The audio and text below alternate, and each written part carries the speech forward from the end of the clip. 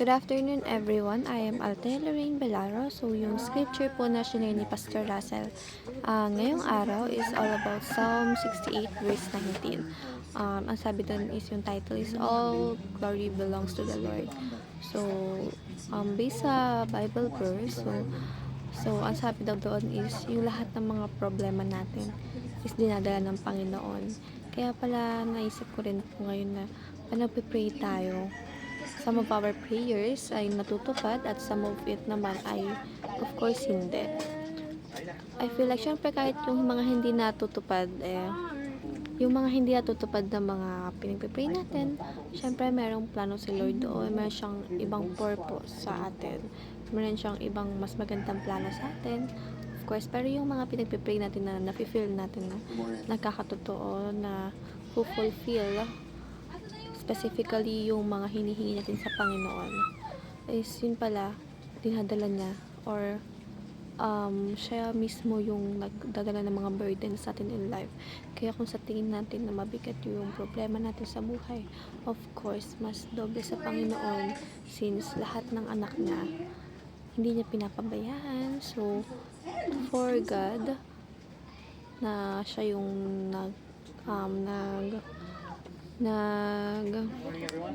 nag-iingat sa atin at lalayo sa mga kasamaan, of course ang nagagawa niya is protektahan tayo. At yung pag-protect niya na yun is either good sa atin, or syempre hindi rin parang salungat sa kagustuhan natin. May mga pangyayari kasi na gusto nating mangyari pero ayaw ng Panginoon na mangyari sa atin. Kaya that's why nagkakaroon ng barrier na hindi natutupad ng Panginoon yung gusto natin, kasi ang gusto nating mangyari is it can lead us in a way na mapapasama tayo. So si Lord, na kung sa atin bumibigat at nawawala siya in the long run, of course na kay Lord siya, na kay Lord na kasi yun.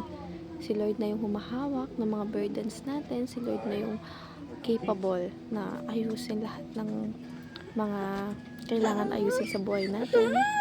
Shh! Kamay nga eh. Sorry. And of course, that's why kailangan natin talaga nakasama natin ng Panginoon sa tuwing, hindi lang sa tuwing may problema tayo. Kaya nga dapat nagpapasalamat tayo sa Kanya. Kung may kailangan man tayo o wala, dapat pinupuri natin siya sa lahat ng oras, bawat pagising natin hanggang bago tayo matulog. Si Lord yung papasalamatan natin sa Kanya lahat ng mga papuri at pasasalamat.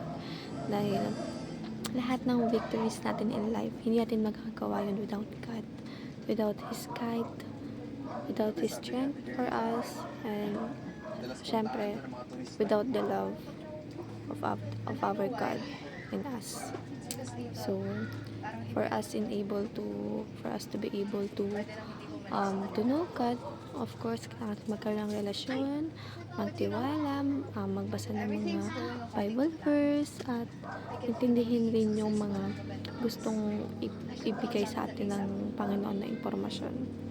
At kaya sabi nga, all glory belongs to the Lord. And that's why hindi lang dapat natin siya pasasalamatan dahil lang meron siyang nagawang mabuti sa atin, yung mga pinagpipray natin na na-fulfill. Hindi lang dapat sa ganung bagay, dapat araw-araw tayo nagpapasalamat sa Panginoon sa maliit man na bagay o sa malaki. That's all po. Thank you po for listening, at sana po araw-araw tayo magpuri sa Panginoon at magbasa ng Kanyang salita.